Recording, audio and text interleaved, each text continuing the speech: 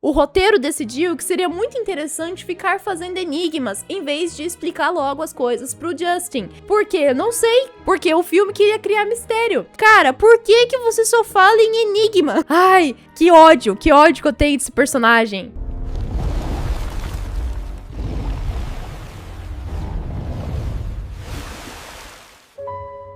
Imagina que você tem uma vida tão ruim que só consegue sentir saudade da sua vida dentro de um culto misterioso e que você não se lembra bem, mas que tem a falsa lembrança de que era um lugar feliz e que tinha tudo o que você precisava. Imagina que você nunca deveria ter voltado. Essa é a premissa do filme O Culto de 2018. Tem vários filmes que se chamam O Culto, então especificamente é do ano de 2018 e conta a história de dois irmãos, o Justin e o Aaron. Esses dois irmãos fugiram de um culto quando eles tinham 16 e 19 anos e passaram 10 anos da vida deles tentando sobreviver após o culto. Acontece que por conta da vida difícil e a crise da meia-idade, os dois irmãos decidem dar uma segunda chance e tentar entender por que eles fugiram do culto e como a vida deles poderia ser melhor se eles tivessem ficado lá. Mas acontece que tem coisa muito macabra e perversa acontecendo,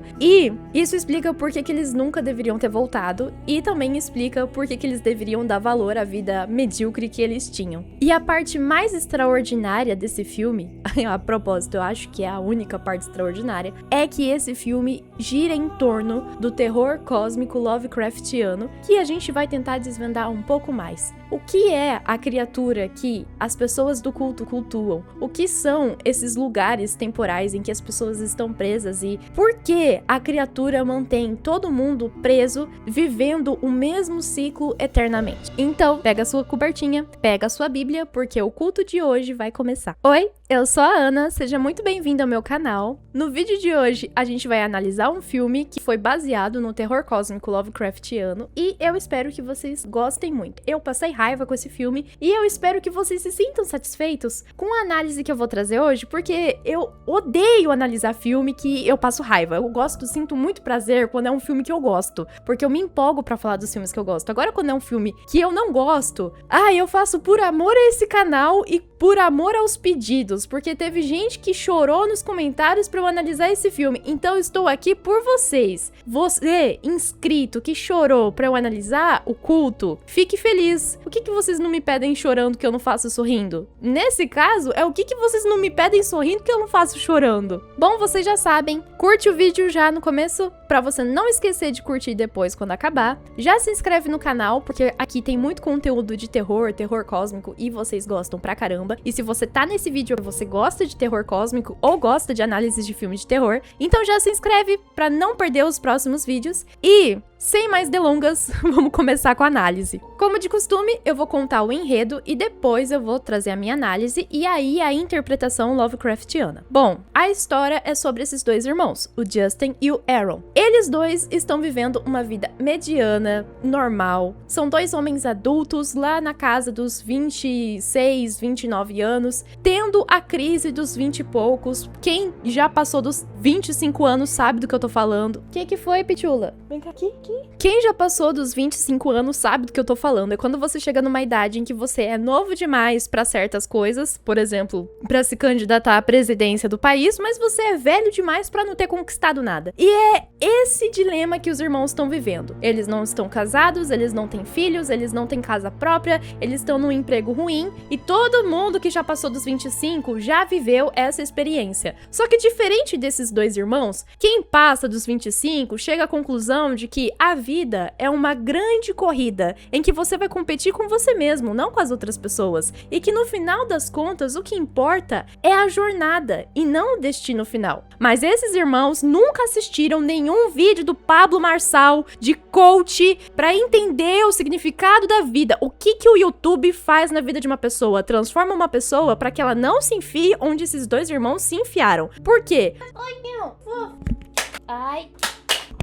O Aaron, que tinha que ser o irmão caçula, só tem lembranças boas daquele lugar onde eles viveram. O Aaron, ele lembra que tinha comida boa, que tinha música, que eles tinham amigos, que eles tinham uma família. Era tudo o que os dois não tinham fora do culto. E o Justin lembra que o culto queria fazer um ritual de suicídio coletivo. E ele decidiu fugir com o irmão justamente para que os dois não morressem lá dentro. Além de que o culto também adorava uma espécie de deus alienígena. Ô, Draculaura, sossego facho, pelo amor de Deus. Ai, ai, ai, ai, bicha, para. Maluca. E como viver aqui fora é muito cruel pra qualquer pessoa que não seja herdeira, no caso, eles têm que trabalhar e têm que ter uma vida normal, e eles não conseguem viver a vida normal justamente porque eles têm o trauma de terem passado pelo culto. Quando os dois fugiram do culto, eles também saíram na mídia divulgando, falando mal do culto, falando mal das pessoas que estavam dentro dessa comunidade, e por conta disso criou-se um estigma muito grande na imagem dos dois, no nome dos dois e também no culto. Enfim, resumindo essa primeira parte da apresentação dos personagens, a gente tem um momento que sintetiza muito bem qual que é a perspectiva dos dois em relação à vida que eles têm aqui fora e qual é o papel deles na história. O Justin é o irmão mais velho, protetor, dono da razão e que por isso quer controlar a vida do irmão caçula e também quer controlar tudo que é impossível de você controlar. Ele acha que a vida que os dois estão vivendo aqui fora, apesar de ser ruim, é muito melhor do que a vida que eles tinham no culto. E o cara, mesmo fazendo terapia, não consegue entender que ele não controla a vida do irmão e muito menos os sentimentos do irmão. E que o irmão não tem um pingo de gratidão por ele ter tirado os dois do culto, porque o irmão só tem memórias afetivas muito boas em relação ao culto. Diferente dele, que entendia a realidade. Ou ele pensava que entendia a realidade. E, com a mesma terapeuta,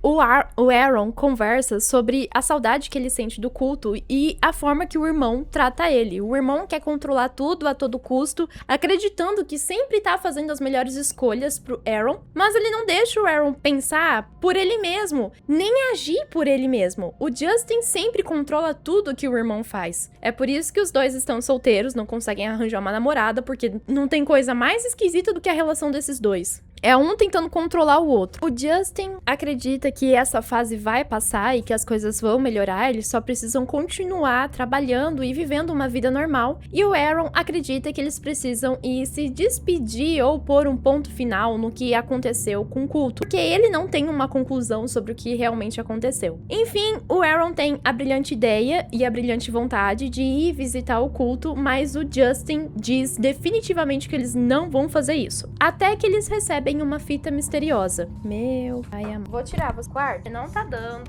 pra vocês dois. Vocês estão...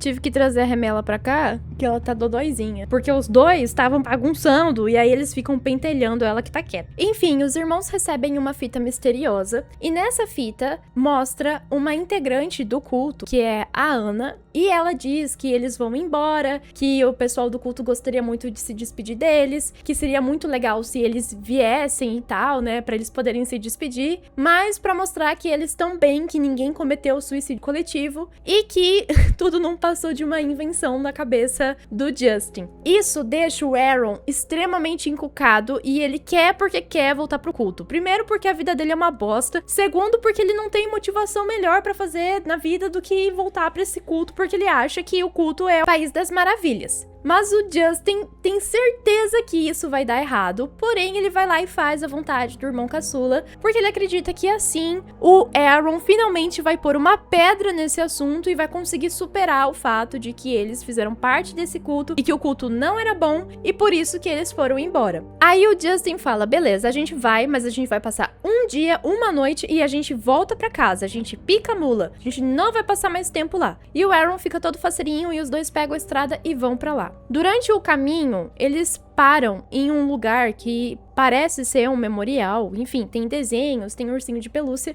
e o Justin começa a conversar com aquele memorial, e aí ele diz: mãe, eu sei que faz tempo que a gente não vem aqui, eu queria te pedir desculpa, mas eu tô fazendo o meu melhor pra cuidar do Justin. Aí a gente entende que a mãe deles morreu naquele lugar, muito provavelmente num acidente de carro, e que os dois foram resgatados pelo culto. Quando os dois, enfim, chegam no culto, a gente percebe que é uma comunidade com pessoas excêntricas, cada um faz uma coisa diferente, tem um cara que faz mágica, umas mágicas bem nada a ver, tem uma menina que é estilista, tem uma menina que é desenhista, e eu queria falar sobre ela depois, e tem o líder do culto, que é o cara que sabe mais. Antes deles chegarem na comunidade, os dois percebem uma revoada de pássaros. E a revoada, ela é estranhamente espelhada do outro lado da estrada. Como se estivessem dois grupos de pássaro voando da mesma forma, como se fosse a mesma quantidade de pássaros fazendo o mesmo movimento de voo. É uma coisa muito bizarra. Parece ser natural, mas isso já dá indícios de que é algo sobrenatural. Culpou eles por eles terem fugido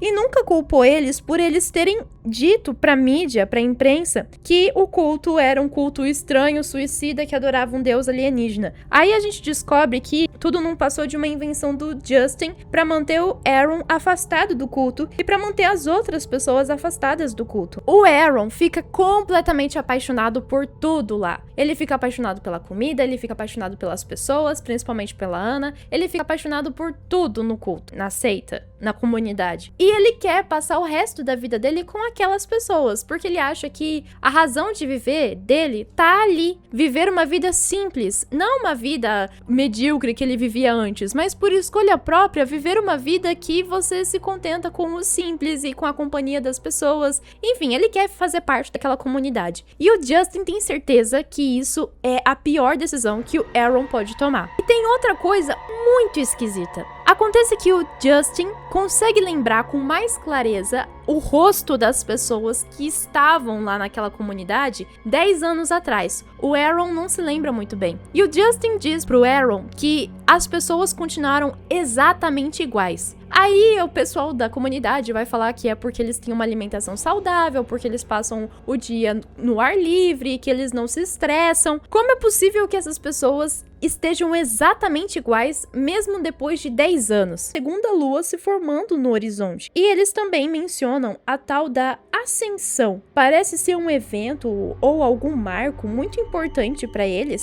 e todos estão aguardando esse momento. E diante de todos esses mistérios e tentando entender por que eles estão isolados do resto do mundo, o Justin começa a perguntar várias coisas pro Al, e o Al diz que agora eles têm idade, enfim, para entender tudo o que tá acontecendo, mas aí o roteiro decidiu que seria muito interessante ficar fazendo enigmas, em vez de explicar logo as coisas pro Justin. Por quê? Não sei, porque o filme queria criar mistério. Aí ao mesmo tempo que revela muita coisa, ele também fica escondendo muita coisa. Cara, eu não sei por que o Al simplesmente não falou: olha, Justin, a gente tá enfiado numa bolha temporal em que a gente não consegue sair e nós ficamos revivendo o mesmo ciclo durante 10 anos. E aí quando chega no 10º ano, tudo é resetado e aí a gente volta pro ano 0 de novo. Não, em vez disso, ele ficou falando que ele tá tentando entender os fenômenos paranormais que estão acontecendo naquele lugar e que o conhecimento dele sobre física ainda não conseguiu explicar tudo o que acontece ou qual é a criatura que controla aquele lugar, mas existem forças sobrenaturais e ancestrais. Ai, ó, uma enrolação. Essa conversinha dos dois é só enrolação pra criar um mistério. E eu acho isso tão engraçado, a forma como é tão consciente pros roteiristas que esse momento é enrolação, que o Justin vira pro Al e fala: cara, por que você só fala em enigma? Ele questiona isso. O personagem tem noção que é tudo enrolação. E aí o Al fala: não, é porque você ainda tem que se preparar pra entender a verdade. Fala: meu Deus, por que você só fala em enigma? Para de falar desse jeito, cara, só me explica o que tá acontecendo. Aí o Al fala: não, você vai entender. Quando chegar a hora certa, você vai entender. Ai, que ódio que eu tenho desse personagem. Enfim, o Justin começa a investigar aquele lugar e tentar entender o que tá acontecendo. Aí o Al fala assim pra ele: ó, quando você for pescar com seu irmão, vocês vão encontrar respostas. E aí, enfim, Nisso, o Aaron tá passeando pelo campo e aí uma fotografia cai do céu e ele vê aquela fotografia, só que é uma fotografia tirada dele naquele momento, ou no momento futuro, enfim, em algum momento aí, e ele fica tipo, ué, quando que tiraram essa foto de mim? Por que essa foto caiu do céu? Enfim, ele fica, ué, o que tá acontecendo? E ele mostra essa foto pro Justin, aí o Justin e ele decidem que vão pescar exatamente no lugar onde tá a fotografia. Chegando lá, o Justin se lembra do que o Aaron falou, de que quando ele fosse pescar com o irmão, ele encontraria respostas. Aí ele decide mergulhar no fundo do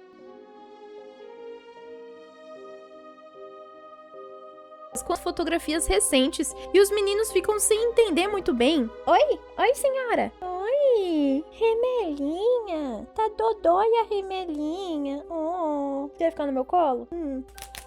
O Justin começa a andar por todo o lugar do acampamento Arcadia ali, ele começa a andar pelo território, e ele percebe que existem estacas, só que não estacas de madeira, é como se fosse uma pedra muito fina, enfim, uns ferrões esquisitos espalhados por todo o território. Tanto que quando uma pessoa atravessa essa estaca, é como se ela desaparecesse. O Justin também encontra um acampamento em que um homem tá preso lá, revivendo o mesmo ciclo de 30 segundos. E esse homem fica o tempo todo tentando sair de dentro da barraca, mas ele não consegue. E quando ele fica simplesmente parado ali dentro, ele simplesmente explode. E também andando por aquele território, o Justin também encontra um homem que tá vivendo um ciclo de 3 horas. A cada 3 horas o ciclo se reinicia, e é esse homem que explica pro Justin o que de fato tá acontecendo. Que todas as pessoas que estão ali naquele lugar são pessoas que ficaram presas dentro de um ciclo temporal, um loop temporal que varia desde segundos até anos. Então o pessoal do acampamento Arcadia vive 10 anos tranquilamente, enquanto outras pessoas vivem algumas horas, alguns segundos. Então ele explica pro Justin que enquanto os dois estiverem ali, eles correm o perigo de ficarem presos dentro de um ciclo, e que eles precisam sair antes que as 3 luas apareçam no horizonte. E as 3 luas é um fenômeno que acontece que ninguém sabe explicar o porquê, mas eles sabem que é um marcador de tempo. Quando as 3 luas estiverem no céu, significa que a criatura vai reiniciar o ciclo de todo mundo. Os dois acabam se reencontrando porque o Aaron vai atrás do Justin pra saber onde que o irmão tá, porque eles acabam discutindo. O Justin quer ir embora e o Aaron quer passar mais dias lá. Aí os dois, não, então tá, vamos ficar 3 dias aqui. Só que aí o Aaron chega pro Justin e fala, não, eu quero passar o resto da minha vida aqui. E os dois acabam batendo bocas, se separam. Os dois se reencontram, e aí nesse momento em que eles se reencontram, eles estão tentando chegar de volta no acampamento Arcadia, mas eles passam por vários lugares muito estranhos e acabam encontrando estátuas de uma criatura muito esquisita, uma criatura bem Lovecraftiana. O Justin e o Aaron descobrem que, por meio do Al, que a criatura se comunica com eles por meio de fotos, vídeos, e que aquele vídeo VHS foi a criatura que enviou pra eles para que eles retornassem pro acampamento. A Hannah nunca gravou aquele vídeo. Ou a criatura tirou de algum loop temporal que ela controla, passado ou futuro, e enviou pros irmãos esse fragmento de tempo para que eles se sentissem atraídos, tentados a voltar pro acampamento. Ninguém sabe ao certo o porquê a criatura aprisiona as pessoas ali dentro, mas eles conseguem entender a partir dos vídeos que a criatura manda que ela gosta de observar a vida deles lá dentro, o comportamento, as escolhas. E é divertido para a criatura ficar reiniciando o ciclo centenas e centenas de vezes, talvez milhares de vezes, e ficar registrando. A forma que a criatura se comunica com as pessoas é por meio de foto Polaroid, é por meio de vídeo VHS. E o Hal acha que a criatura se comunica dessa forma porque ela nem faz parte da nossa dimensão. Talvez ela faça parte da 4ª, 5ª dimensão. Então, para a criatura é como se ela estivesse assistindo um filme, e nós somos só os personagens que agem de acordo com o que ela quer naquele filme. Ela faz pra se divertir, como se ela tivesse um controle remoto controlando o tempo daquele filme. Então, o Justin decide que definitivamente vai ir embora antes que as 3 luas apareçam no céu, mas o Aaron ainda tá indeciso. Ele fica, ai, não sei se eu fico, não sei se eu vou, principalmente porque ele tá apaixonado pela Hannah, mas no fim das contas ele acaba decidindo ficar junto com o irmão dele mesmo, porque ele é família, né? Não vamos nos separar. O problema problema é que eles decidem ir embora justamente quando as 3 luas aparecem. E é nesse momento que acontece uma coisa muito bizarra. Todo o acampamento Arcádia, como as outras bolhas temporais, começam a ser destruídas pela criatura. Eita. E quem previu isso era justamente a menina artista que fazia vários desenhos das pessoas e das coisas que aconteciam no acampamento, e ela tinha previsto o que aconteceria, como era a forma da criatura, e tinha desenhado, e a forma da criatura é igualzinha àquela estátua que os irmãos acabam encontrando quando eles estão perdidos. Enfim, nesse momento, o filme vira bem sessão da tarde, porque os irmãos decidem que vão embora definitivamente, mas acabou a bateria do carro, aí eles têm que empurrar o carro pela ladeira. Ai, olha, é uma enrolação, um lenga-lenga. Aí nesse momento eles decidem conversar e falar sobre os seus sentimentos. Aí o Justin fala que ele só tá tentando proteger o Aaron. Aí o Aaron fala que ele só quer controlar a própria vida e que o Justin não pode fazer as escolhas por ele e que ele quer participar das escolhas, das decisões. E aí, beleza, os dois conseguem fugir, bem estilo Sessão da Tarde. Viva! E assim acaba o filme. E a gente não entende o que é a criatura, a gente não entende por que ela faz isso, não sabe a origem dela, mas a gente vê as pessoas retornando pro acampamento, como se nada tivesse acontecido. O ciclo continua. Então vai recomeçar e eles vão passar mais 10 anos presos ali dentro e os irmãos decidem ter uma vida normal, mas que pelo menos eles conseguem controlar a própria vida e conseguem dar continuidade à vida e envelhecer e viver de forma plena. Mesmo que o trabalho seja uma porcaria, mesmo que a comida seja uma porcaria, eles ainda conseguem viver uma vida muito melhor do que as pessoas que estão aprisionadas. O culto acerta em cheio ao trabalhar com o conceito de terror cósmico Lovecraftiano. A ideia de uma entidade incompreensível que aprisiona pessoas em loops temporais é puro suco Lovecraftiano, porque é um capricho dessa criatura. Ela faz isso por prazer, porque quer se divertir ou só observar os humanos, usando os humanos como marionete, como cobaia, como formiguinhas. E o filme constrói essa perspectiva de uma forma muito competente, porque nós realmente sentimos um desconforto muito grande tentando entender algo incompreensível, algo desconhecido para o ser humano, algo que foge completamente da lógica do ser humano. O filme, ele é muito forte em relação às descobertas que o Justin vai fazendo, que é de uma maneira gradual, ele vai descobrindo de forma gradual os loops temporais, os territórios espelhados e as coisas bizarras que vão acontecendo, e melhor, essas coisas não são ditas pelo filme, elas são vistas. O filme faz questão de mostrar e o espectador tem que interpretar a partir daquilo que ele tá vendo e aquilo que ele já entendeu sobre o filme. O filme não trata o espectador como uma pessoa burra, apesar dos personagens tomarem decisões muito burras ao longo do filme, terem diálogos burros, terem construções muito vazias. Olha, assim, em questão de Lovecraft, o filme sabe construir muito bem. Em questão de narrativa, o filme falha muito bem. E uma das coisas mais satisfatórias do filme, uma das poucas, é a sensação de que tudo ali é inevitável. Que aos poucos, os irmãos vão entendendo que eles estão completamente ferrados, mas essa sensação de que a destruição é inevitável e ficar preso lá vai ser inevitável também, é quebrada com a falta de emergência na interpretação dos irmãos. Os dois agem de uma forma tão calma, tão tranquila, que chega a ser patético. Você, um ser humano normal, com uma vida medíocre, dentro daquela situação, agiria em pleno desespero. Você não ia parar para discutir seus sentimentos com o seu irmão, você ia mandar o seu irmão tomar naquele lugar, por ele ser um arrombado, de ter tido vontade de voltar para aquele lugar e agora ter ferrado com tudo. É isso que ia acontecer. Os dois não iam discutir sobre isso naquele momento. E uma pessoa normal sentiria muita irritação com os enigmas que o Hal fica fazendo. Embora o personagem Justin até questione o Hal sobre os enigmas, é muito chato, é muito chato esse monte de enigma. É melhor eles dizerem logo que não conseguem entender o que tá acontecendo e a gente tentar entender a partir da nossa perspectiva que criatura é essa, o que ela quer, quais são suas motivações, qual a sua origem. Mas não, o filme tem que ficar fazendo enigma. O filme não te trata como burro, mas ao mesmo tempo,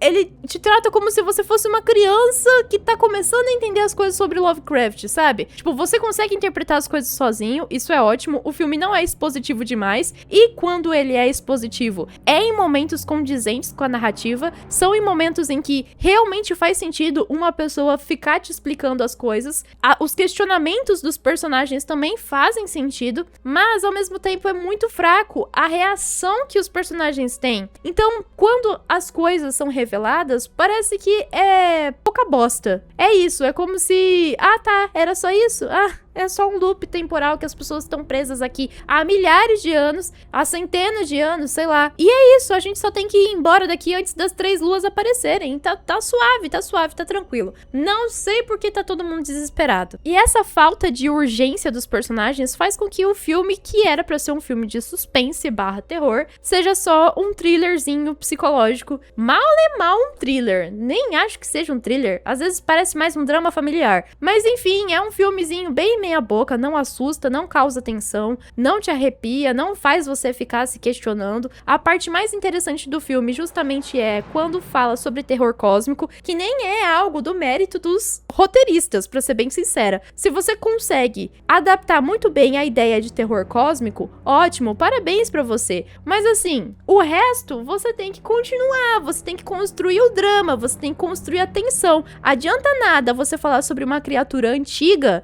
mais antiga do que o próprio universo, que é sádica e gosta de aprisionar as pessoas pro seu bel prazer, pra as pessoas não sofrerem consequências psicológicas reais, elas não ficarem angustiadas, elas não sofrerem, você não sentir a tensão de ficar preso num lugar e repetir o mesmo ciclo várias e várias vezes. As pessoas estão simplesmente conformadas, elas estão felizes de viver a vida que elas estão vivendo. E os irmãos aceitam tudo muito bem, muito tranquilamente. Eles questionam a realidade, mas não vivem o desespero de você questionar o que você tá vivendo, se você tá ficando louco, se você tá chapado, ou se aquilo realmente tá acontecendo. Isso não acontece no filme. O terror cósmico, ele fica completamente diluído num filme fraco. A gente, como espectador, entende intelectualmente o perigo que tá acontecendo ali, mas a gente não sente o impacto psicológico, emocional, a gente não fica apavorado, a gente não fica horrorizado com o fato de que existe uma criatura que controla tempo e espaço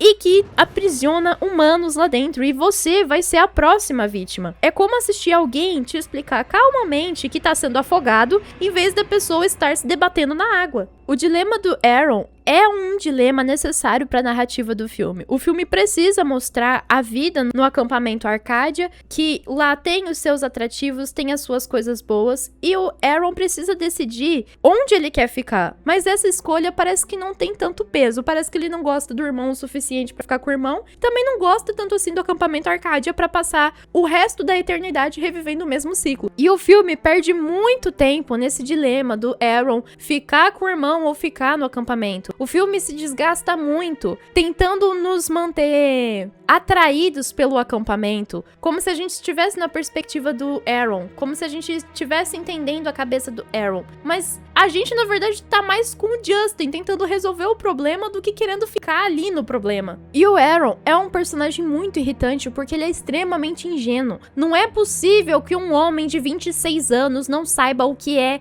eu dormi com ela. Aí os dois estão conversando, tipo, nossa, você dormiu com ela, parabéns, você ficou com ela. Não, a gente não ficou de verdade, eu só deitei na mesma cama que ela. Ai, pelo amor de Deus. Não, o roteiro tem umas falas muito nada a ver desses dois, pra mostrar o quanto Aaron é uma cabecinha. Ai, ele é tão inocentezinho, ele não entende as coisas, é um pick me boy, é muito irritante. O Aaron é um homem adulto que não age como um homem adulto, age como um adolescente retardado. Esse com certeza é um filme de terror sessão da tarde, porque é a atuação dos personagens, mas aí eu também não sei se é só culpa da atuação ou é a dublagem. Mas enfim, de qualquer forma, tudo tem um ar tão leve, tão infantil, não assusta de verdade, não choca de verdade, não te deixa horrorizado de verdade. Então, é muito sessão da tarde, principalmente o final, quando os dois estão escapando de carro do campo temporal, e aí eles ficam gritando. Gente, essa cena é tão muito sessão da tarde. Se você não acredita em mim, é só você pesquisar o filme aqui no YouTube, ele tem disponível inteirinho aqui no YouTube. É só você assistir e você vai ver que é 100% sessão da tarde esse filme. Eu entendo que o filme teve muitas limitações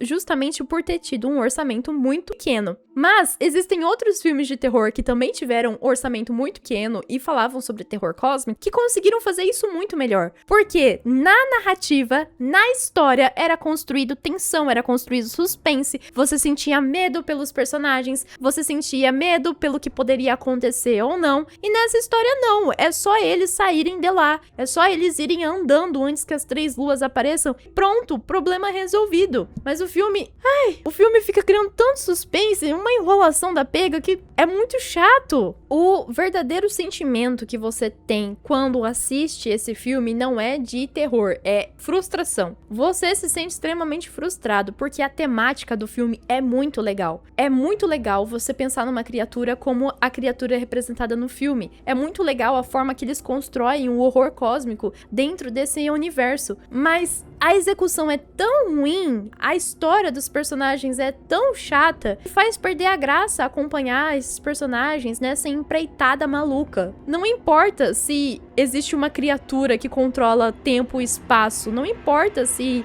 existe um mistério sobre quem é essa criatura, o que ela quer, porque no fim a gente tá acompanhando os personagens que são muito entediantes, muito infantis, abobalhados, burros.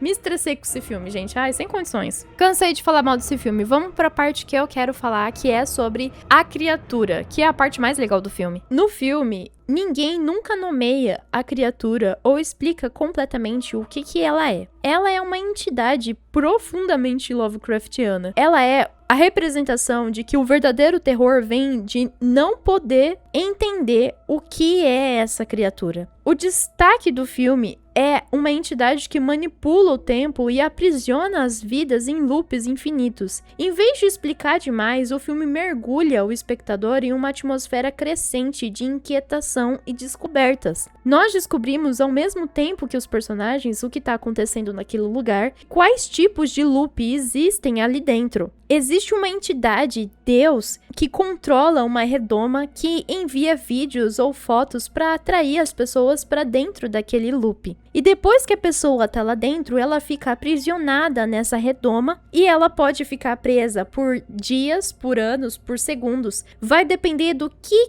a criatura quer. O que ela quer observar. E as 3 luas é o sinal que a criatura mostra quando ela vai destruir tudo e resetar. Então você pode escolher morrer da forma que você quiser, porque você vai reiniciar no ciclo, ou você pode escolher morrer da forma que a criatura quer, que é um apocalipse. A criatura não é malvada, ela é indiferente. Assim como a gente faz uma fazendinha de formigas, essa criatura faz uma fazendinha de seres humanos e mantém eles presos lá, observando a existência deles. E conforme ela vai observando, ela vai registrando a história dessas pessoas aprisionadas, registrando as suas escolhas, as consequências das suas escolhas, as mudanças que fizeram, e dessa forma ela também consegue se comunicar com o ser humano. A criatura não pede para ser adorada, não pede para que haja um culto, para cultuar ela. Ela é indiferente a isso. Não existe qualquer coisa que você possa fazer para se livrar do poder dessa criatura. A única saída é sair do loop temporal antes das 3 luas aparecerem pela primeira vez para você. Mas se elas aparecerem e tudo for resetado, vai ser tarde demais e você nunca mais vai conseguir escapar. Assim como o Cthulhu, essa criatura também tem uma influência muito grande nos artistas. E a gente pode perceber isso justamente naquela personagem que era desenhista. Ela, assim como outros personagens retratados no próprio livro O Chamado do Cthulhu, tem a psique sensível. Ela é louca, resumindo. Quando o Chamado do Cthulhu, quem é louco e artista, que todo artista é meio louco, tem uma sensibilidade para ouvir o chamado do Cthulhu, para receber as mensagens dele, para receber os sonhos que o Cthulhu tem. Nesse filme, quem faz isso é a menina desenhista e ela intercepta esse sinal que a criatura faz. Ela consegue prever o futuro ou talvez interpretar os pensamentos da criatura. A criatura manda um sinal e ela tem a psique frágil o suficiente ou fragmentada o suficiente para conseguir captar esse sinal e acaba transmitindo por meio dos desenhos. No Cthulhu, ele quer ser adorado e ele gosta disso, tanto que tem cultos que adoram o Cthulhu, mesmo que ele odeie o ser humano. Mas essa criatura não espera ser adorada. O culto não adora a criatura, mesmo que tenha rituais e de dinâmicas junto com essa criatura. Eles aprenderam a conviver com ela. Eles se conformaram com a existência dessa criatura e com o fato de que ela controla tudo. Ela não é boa e ela não é má, ela é indiferente. A melhor parte desse filme é com certeza entender que nessa história não se trata de vencer um monstro e nem de conseguir fugir dele, mas compreender de fato que o monstro é inescapável. E os irmãos descobrem essa verdade de forma gradual, e isso deveria ser aterrorizante, mas o filme acaba fracassando, porque ele perde muito tempo tentando desenvolver uma trama muito fraca. Outro ponto muito forte desse filme, e que é 100% Lovecraftiano, com certeza é o indescritível permanecer indescritível. No final das contas, o que aterroriza mais é o fato da gente não conseguir ver, da gente não conseguir entender o que essa criatura é, e ela também não fazer questão de se mostrar. Na maioria das vezes, nós temos muito mais medo daquilo que não conseguimos enxergar e daquilo que nós conseguimos. Por isso que o filme Bird Box, por exemplo, é um ótimo exemplo de terror cósmico, porque é uma criatura que se revela para as pessoas e é uma coisa tão bizarra, é um conhecimento tão bizarro, você tem compreensão de algo tão fora da realidade que você enlouquece e escolhe se matar. Você escolhe morrer depois que tem contato com essa criatura. E isso acontece no filme. Os irmãos finalmente conseguem entender a magnitude dessa entidade e eles decidem fugir. É claro que não existe um forte instinto de sobrevivência nesses irmãos, nem um forte sinal de emergência, porque eles agem de uma forma muito calma. Mas se fôssemos nós, seres humanos normais, dentro dessa realidade, com certeza, quanto mais a gente descobre sobre essa criatura, mais a gente percebe que não consegue entender ela, mais aterrorizada a gente fica e mais louco também, porque você percebe que a sua realidade tá completamente quebrada, que as coisas não fazem sentido ali dentro, que existe uma criatura muito antiga que controla tempo e espaço e que você não pode fazer nada. Ou você enlouquece, ou você aceita essa realidade. É o que acontece com os personagens nesse filme. Mas qual seria a criatura que controla tudo? Bom, algumas teorias apontam pro Cthulhu, outras teorias apontam pro Azathoth, outras pro Yog-Sothoth. Eu acredito que seja mais próximo do Yog-Sothoth do que o Cthulhu, que o Cthulhu tá dormindo, e aí quando ele vai acordar, que, ui, meu Deus, as coisas começam a dar loucura no mundo, mas assim, o Cthulhu tá lá, dormindo, tá preso, ele tá lá, ele não influencia muito o resto do mundo, até porque quando ele começa a influenciar, porque a coisa tá feia. O Azathoth também tá dormindo, e eu vou falar mais sobre o Azathoth mais pra frente. Acho que eu nunca fiz um vídeo também falando sobre o Cthulhu, né? O chamado Cthulhu. Vou trazer próximo domingo o chamado do Cthulhu aqui pro canal. E o Azathoth, que é o caos primordial, também tem que estar dormindo, porque se o Azathoth acordar, já era. Então, é uma criatura que está acordada, está consciente e tá controlando as pessoas. Então, eu descarto as duas possibilidades de ser tanto o Cthulhu quanto o Azathoth. E aí fica o Yog-Sothoth, que é a criatura que controla os portais, os caminhos. O Yog-Sothoth, ele consegue fazer fendas no tempo e espaço e ele consegue atravessar dimensões, mas assim, eu também acredito que não seja o caso de ser o Yog-Sothoth, porque no conto que eu trouxe sobre o horror em Dunwich, não fica muito claro esse poder que o Azathoth tem sobre poder temporal, né, controle temporal. É mais sobre invadir dimensões, é tipo isso. E aí, o que você acha? Quais são as suas teorias sobre essa criatura do fundo? Sobre essa criatura do filme? E você já assistiu o filme Oculto? Você gostou? Você foi um dos inscritos que me recomendou sobre Eu Passar Raiva? Deixa aqui nos comentários a sua opinião sobre o vídeo de hoje, sobre o filme e sobre sugestões também que vocês querem ver aqui no canal. Um inscrito também tinha sugerido pra eu analisar Bird Box na perspectiva Lovecraftiana e eu acabei de lembrar que eu tenho que fazer esse vídeo sair, hein? Enfim, pessoal, esse foi o vídeo de hoje. Muito obrigada pra quem sugeriu o vídeo. Vocês sabem que eu falo que eu passo raiva e tal, mas eu sinto muito prazer de trazer conteúdo aqui pra vocês. Eu espero que vocês gostem de verdade. Um beijo e eu vejo vocês até a próxima e assistam as playlists do canal, hein? Espero vocês no próximo vídeo, não sai. Assista o próximo vídeo. Tchau!